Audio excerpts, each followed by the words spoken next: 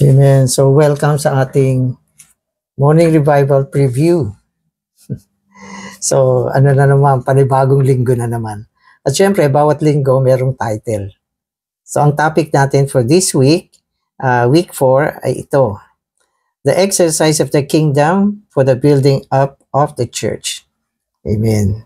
So palagi natin sinasabi yung church natin o church life, meron siyang kinalaman sa kingdom. No? At yung standard ng church life, dapat according to the standard ng kingdom. Kaya yung bunga ng tamang pamumuhay sa loob ng kaharian ay nagbubunga ng wasto at tamang buhay eklesiya. No? Kaya yung eklesiya ay reflection yan ng uri ng pamumuhay natin sa loob ng kaharian. Amen. So mga kapatid, magbabasa na ako. So Matthew chapter 16 verse 18, 21. And I also say to you that you are Peter, and upon this rock I will build my church, and the gates of Hades shall not prevail against it.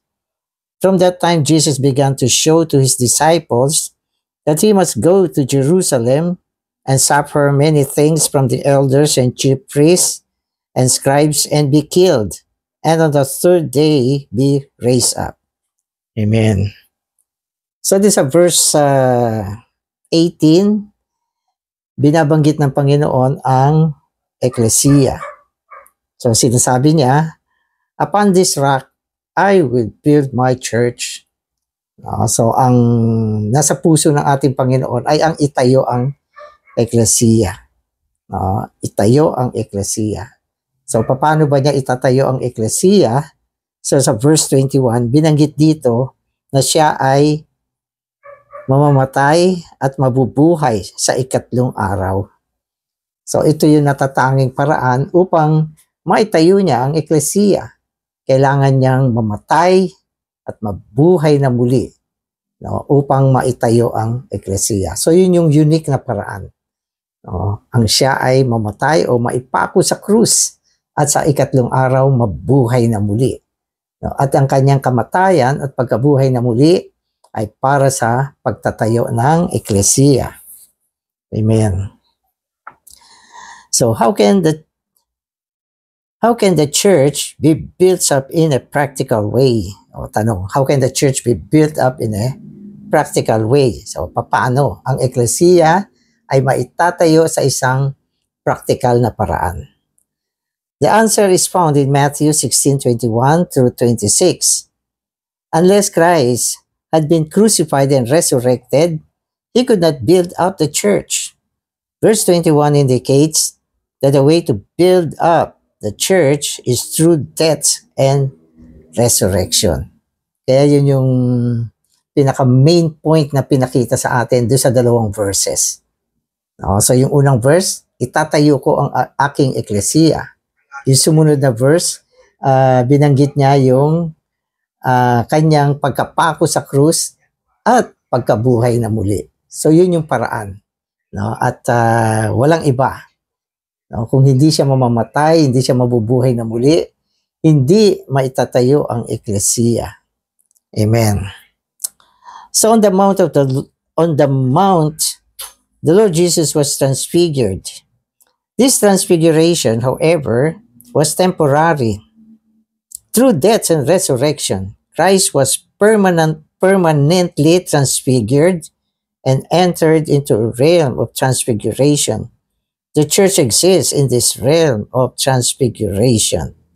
Amen. So yung realm ng transfiguration na binabanggit dito, ito yung kasaklawan ng kanyang kamatayan at pagkabuhay na muli. No, dahil ito ay naging hakbang, no, at naging bahagi ng mga hakbangin ng Panginoon, kaya ito ay isang permanenting transfiguration. Ang ibig sabihin, isang sitwasyon na naabot ng Panginoon na permanente na yan. Hindi yan katulad ng transfiguration, ano lang siya, pagpapakita, sandali lang na wala na uli. No, ano lang yun, tikim lang yun. Pero nung siya ay pumasok sa kamatayan at pagkabuhay na muli, naadala siya sa isang permanenteng kasaklawan ng transfiguration o transformation. Transfiguration. Amen. Amen. The me, okay. Me, ito, capital letter M-E. M, capital letter M. Usually, pag capital, yan ay ang Panginoon. So, sabi niya, the me, in verse 24, means a great deal. This me is the pattern, the pathway. Furthermore, this me is the crucified and resurrected me. The church comes into existence through the crucifixion and resurrection of Christ. Oh, so yung me dyan, sabi natin yung me dyan si Kristo. Pero yung me na binabanggit natin dito, si Kristo. Okay? Sa kanyang pagkabuhay at kamatayan at pagkabuhay na muli. At dahil dyan, naibunga niya ang eklesiya. No? Yung eklesiya, naibunga lang siya nung umabot ang Panginoon doon sa antas ng namatay na siya at nabuhay na muli. No? So doon naibunga naman ang eklesiya. So kung hindi siya dumaan sa kamatayan, pagkabuhay na muli, walang eklesiya. No? Amen. We must follow after him. This means that we must deny ourselves as he did and must allow ourselves to be crucified as he did. Without this, it is impossible for the church to be built up. Oh, si Lord natapos na niya yung kanyang proseso. Pero sinasabi natin, tayo ay dapat sumunod sa kanya, no, para sa kapakanan ng pagtatayo ng eklesiya. So ano ang sumunod sa Panginoon? So sinasabi rito, kailangan natin itakwil yung ating sarili. Sarili mo, takwil mo yan. Amen. Dapat sumunod tayo. Okay? Na maipako din tayo. Okay? Kung wala ito, imposible na ang eklesiya ay maitayo. So mga kapatid, ito ay nagpapakita na ang pagtatayo ng eklesiya, hindi lang personal na gawa ng Panginoon. No, hindi niya maitatayo ang eklesiya nang siya lang. Kailangan niya tayo, no, na sumama sa kanya. Kasi ang eklesiya ay corporate. Hindi pwede maging eklesiya kung si Kristo lang mag-isa. Hindi siya eklesiya kung mag-isa lang siya. No, kailangan niya na marami mga believer na sumusunod sa kanyang yapak. No, mga believer na tinakwil ang kanilang mga sarili. No, at mga believer na nakiisa sa kamatayan ng Panginoon. No, at ito ay para sa pagtatayo ng eklesiya. Hindi pwedeng siya lang mag-isa. Kaya sabi niya, itakwil ninyo ang inyong mga sarili. Sumunod kayo sa akin. Pasanin ninyo ang inyong krus. Ano ito? Para sa pagtatayo ng eklesiya. Matthew 16:22 says, Peter took him aside and began to rebuke him, saying, God be merciful to you, Lord. This shall by no means happen to you. With a good heart, Peter was telling the Lord that God should be merciful to him. This verse is difficult to translate. Some say it should be rendered, Lord, pity yourself. According to this rendering, Peter was telling the Lord to be merciful to himself. Another translation is, God be merciful to you, Lord. It is difficult to determine the subject. Whether it is God or the Lord Jesus, at any rate, the emphasis is on the self.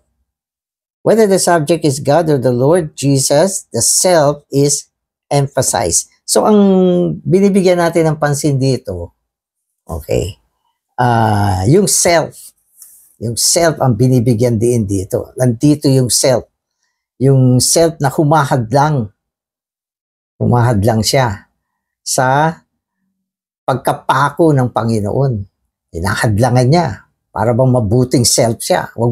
Sabi ni Pedro, Lord, wag mong bayaang mangyari ito sa'yo.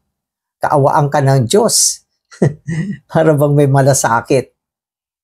Pero tandaan natin, ang self ay laging self. Mabuti man o masama, siya ay isang self.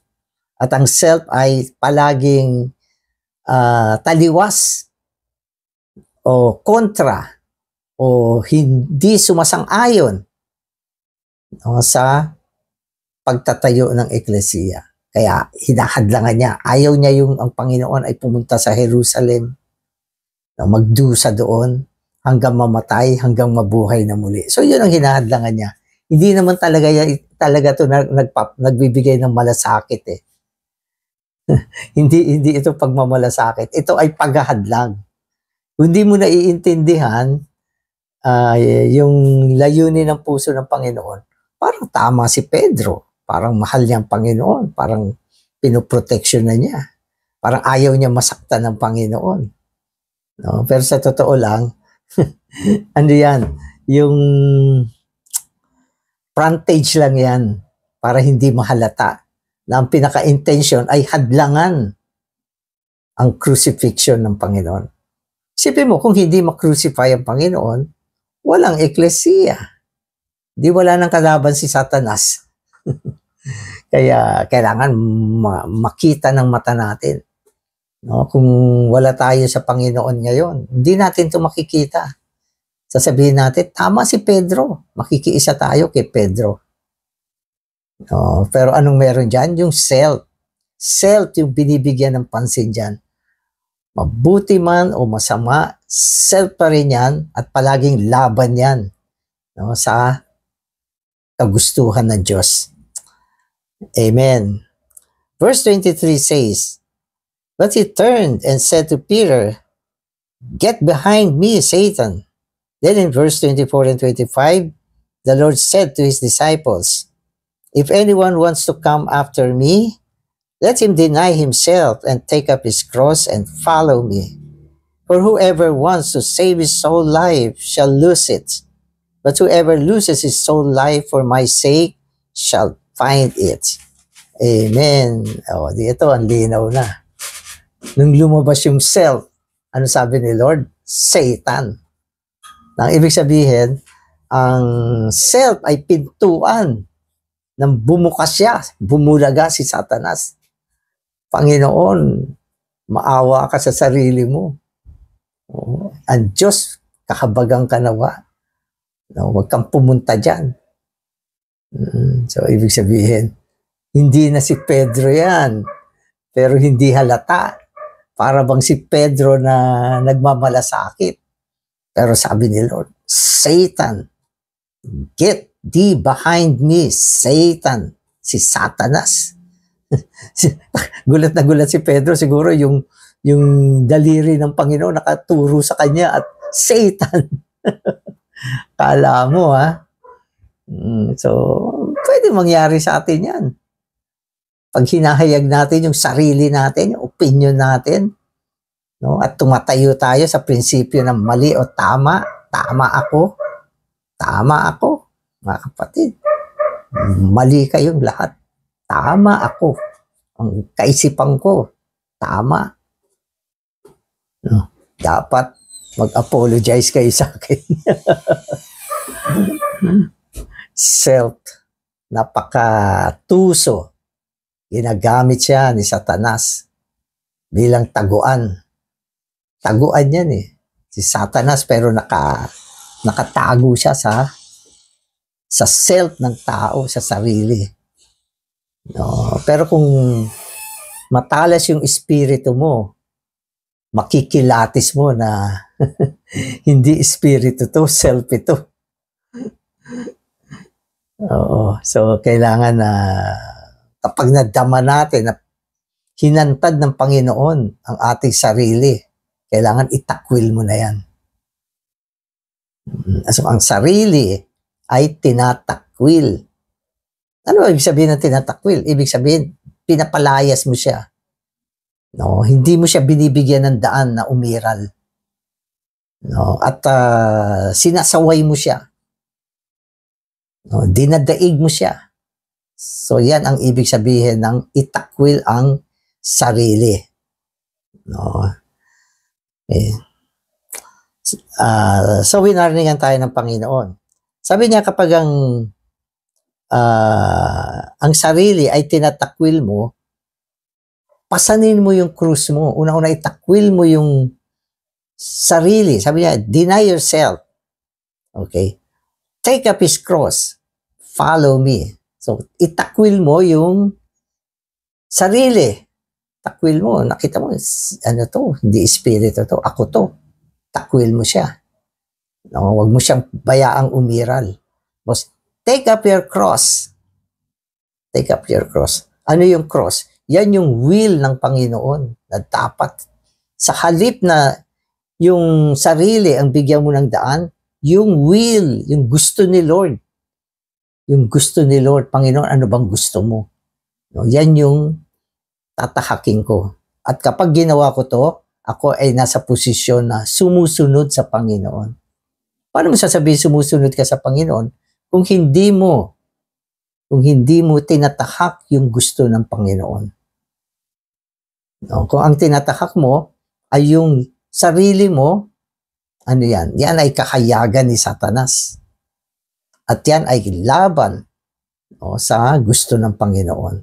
Kaya itakwil mo yung sarili mo.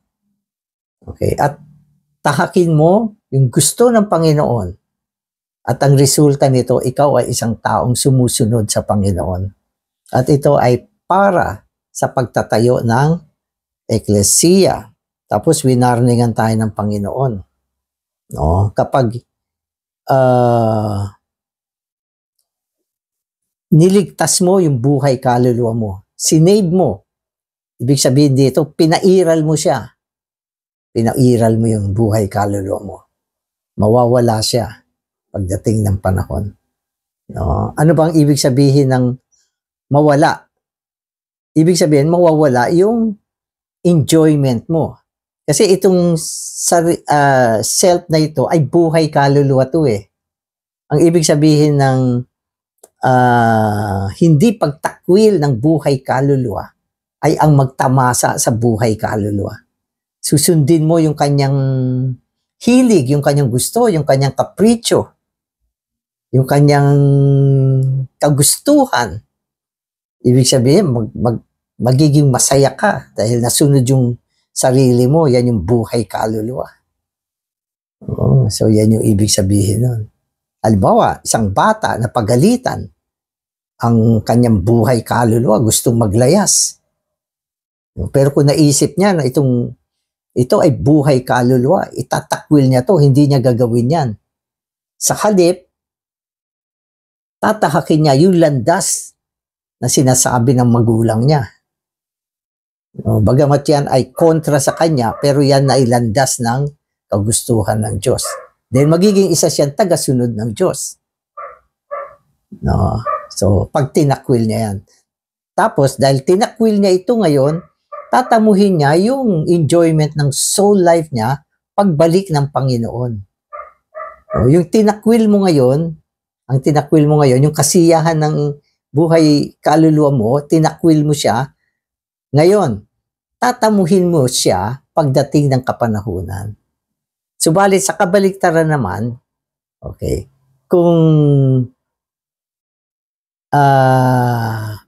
pinairal mo siya, ginawa mo yung gusto ng buhay kaluluwa mo, no, mawawala yung enjoyment mo sa dadating na panahon. So baka kala ninyo yung mga pagtatantrum ng mga natin sa loob ng eklesiya, yan ay buhay kaluluwa. No? Kaya marami hindi na nagmi-meeting eh. Yun yung sinave nila yung buhay kaluluwa nila. Ang kagustuhan ng kaluluwa nila, wag na mag-meeting. Wag na mag-meeting. Kaya yun ang sinunod nila. So dahil sa ganyan, pinasaya mo yung buhay kaluluwa mo kasi hindi ka na nagmi-meeting, hindi saya-saya mo. So tignan nyo, hindi na ako nagmi-meeting. Tignan nyo. No? Kasi yun ang gusto ng kaluluwa mo eh. Hindi mo siya tinakwil. Pagbalik ng Panginoon, okay, magdurusa yung kaluluwa mo. So, yan yung pinapakita sa atin. Ano siya? Kabaliktaran. Pero kung iyong sinupil yung buhay kaluluwa mo ngayon, hindi mo siya sinave. Nasaktan ka, nagtampo ka, pero pinilit mo pa rin mag-meeting. Tinakwil mo yung gusto niya na huminto ka na, ganon. Tinakwil mo yon. Pagbalik ng Panginoon, tatamuhin mo yung kasiyahan ng kaluluwa mo. So, yan yung ibig sabihin nito. Amen. So, anong gusto mo? Pasayahin yung buhay kaluluwa mo ngayon. Pero sa darating na panahon, maghihinagpis siya. O baya mo siya maghinagpis ngayon. Pero sa pagdating naman ng kapanahunan, tatamuhin niya ang kasiyahan ng buhay kaluluwa. Pumili ka. Pumili ka. So, ang Panginoon, pinapakita niya sa atin yung desisyon na sa iyo. Wala namang makakapigil sa atin eh. Di ba? Sinasabi ng mga kapatid, dapat mag-church life tayo. Eh kung ayaw mo, sino masusunod? Di ikaw. Malaking bagay, maliit na bagay, tayo pa rin ang nasusunod. No? Sapagkat tayo ay merong will. Araw-araw, umiikot yung buhay natin sa ganyan. No? Yung will ang nasusunod. Di ba? Anong ibig sabihin ng will? Pwede kang sumama sa Panginoon, pwede kang hindi sumama sa Kanya. Pwede mo siyang tamuhin, pwede mo siyang itakwil. Nasa will mo yan. Pero tandaan natin, no, meron itong kapalit sa darating na panahon. No, meron siyang katumbas na kabayaran. Kaya ang Panginoon, pinapakita niya ito, isang bagay na mahalagang malaman mo sa panahon na ito. Lahat ng mga bagay ay merong katapat na kabayaran. Ganun lang. Yan yung buhay ng tao. At practically, ganyan naman eh. Di ba? Pag ikaw ay hindi nagtrabaho, wala kang sweldo. Kasi hindi ka nagtrabaho eh. Pag ikaw naman ay nagpagod, nagpakahirap, nagtrabaho ka, hindi may sweldo ka pagdating ng panahon. Di ba? So practical lang ito. Pinasaya mo yung buhay kaluluwa mo ngayon, okay? Then mawawala na siya pagdating ng panahon. Pero tinakwil mo siya ngayon, tatamuhin mo siya pagdating ng panahon. Pero ang pagtatakwil sa buhay kaluluwa ngayon ay nagre-resulta ng pagtatayo ng eklesiya. Amen.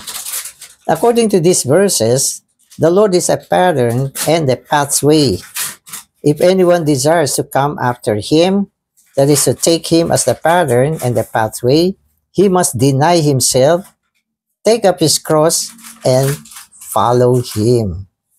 Amen. So yun ang kailangan maging lesson natin ngayon.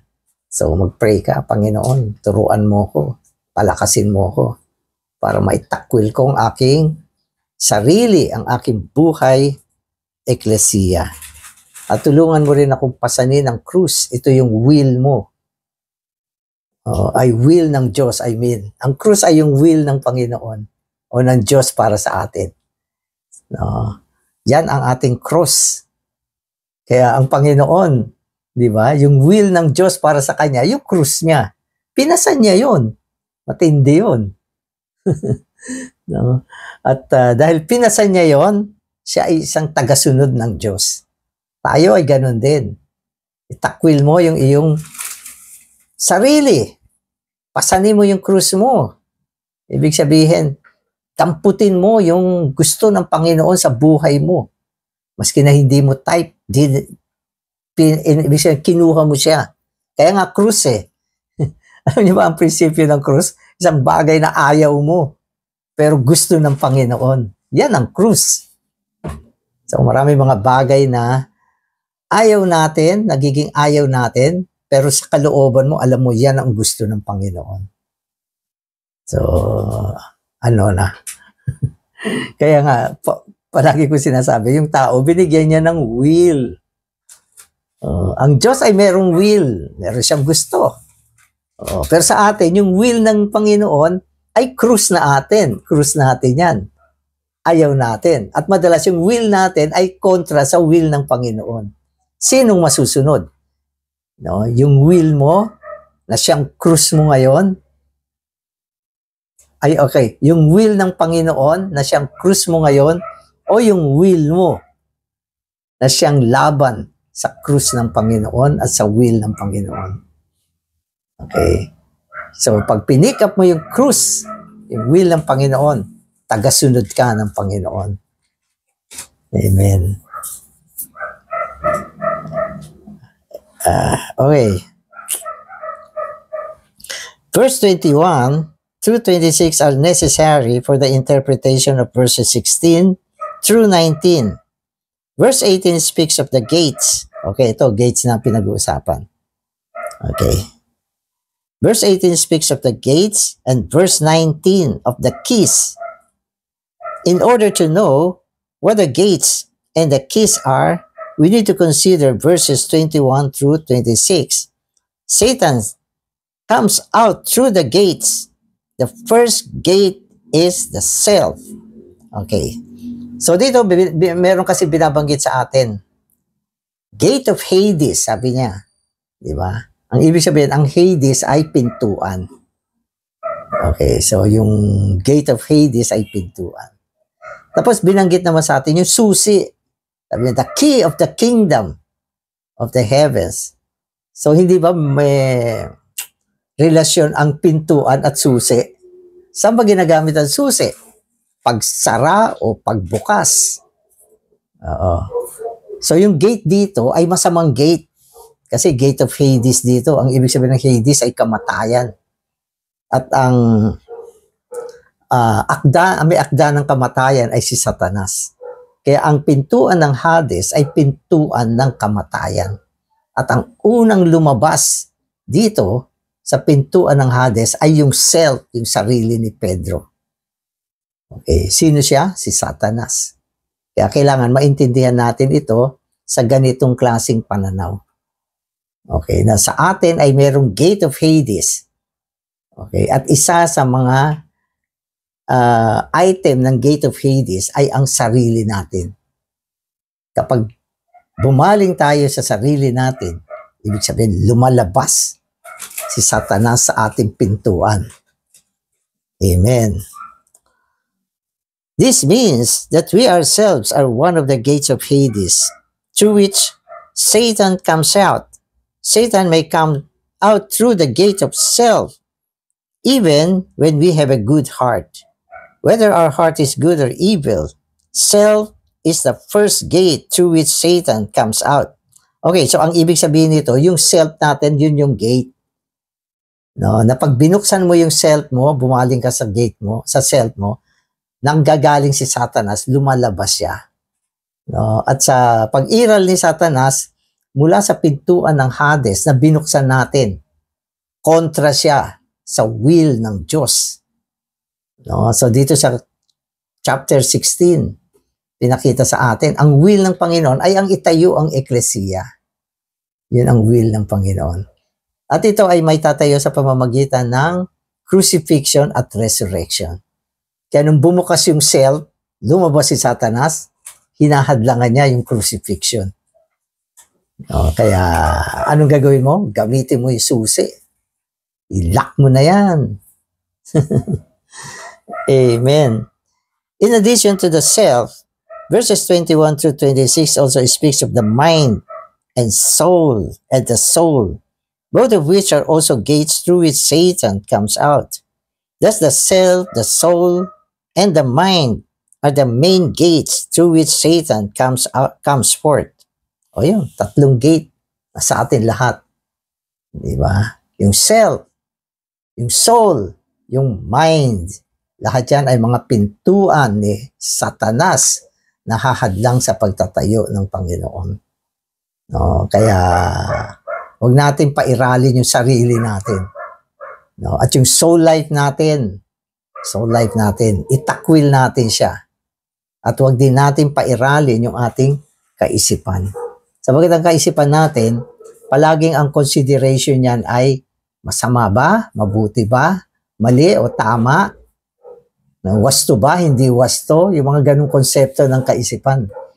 Okay ba yan? Hindi okay yan? May mapapala ba tayo dyan? Sasaya ba tayo dyan? Yan, ganyan ang utak ng tao. Yan ang utak ng tao. Na para sa pagsasagawa ng layunin ng Panginoon, maging ang kaisipan natin dapat maging isang napabagong kaisipan. Isang kaisipan na nailagak sa Espiritu. Isang kaisipan na natigmak ng Espiritu upang ang kaisipan natin ay maging Espiritu ng ating kaisipan. Espiritu ni Kristo. No, ang mga ginagawa natin sa buhay natin, hindi nag-originate sa ating mind. Hindi nag-originate. Ang lahat ng mga nanggagaling sa kaisipan ng tao ay mga bagay na makalaman, walang puwang sa gawain ng Panginoon.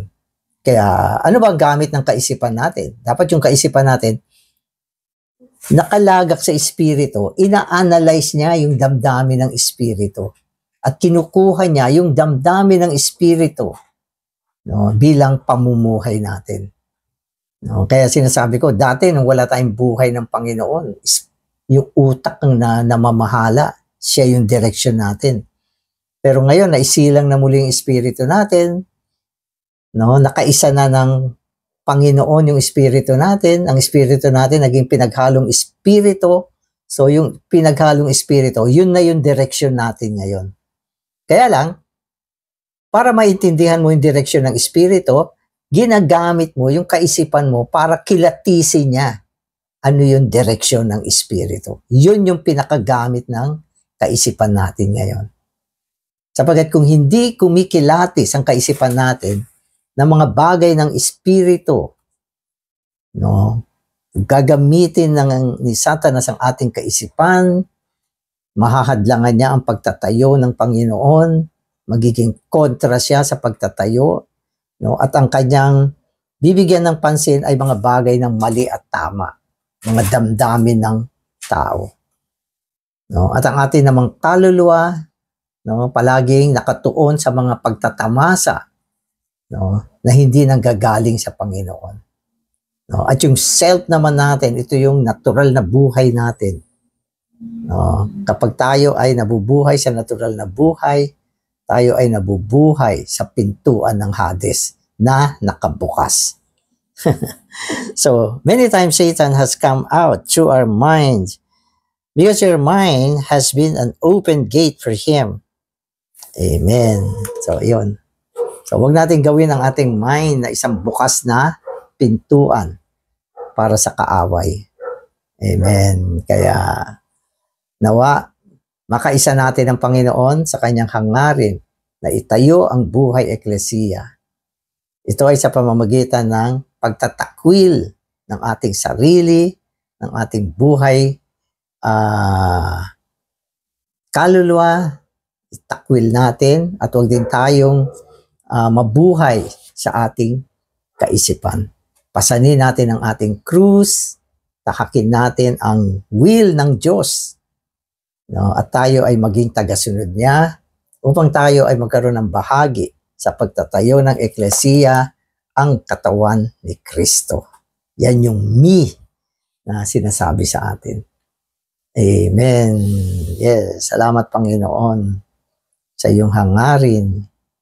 Tayo ang eklesiya na naitayo mo na rin, naibunga mo na sa pamamagitan ng iyong kamatayan at pagkabuhay na muli ay umiral na ang eklesiya at kami ngayon ay bahagi ng pagtatayo ng eklesiya at ito ay sinasagawa namin sa pamamagitan ng pagtatakwil ng buhay kaluluwa, pagtatakwil ng sarili at mga bagay na nanggagaling sa kaisipan namin upang sa ganon kami maging mga tamang tao para sa pagtatayo ng eklesiya.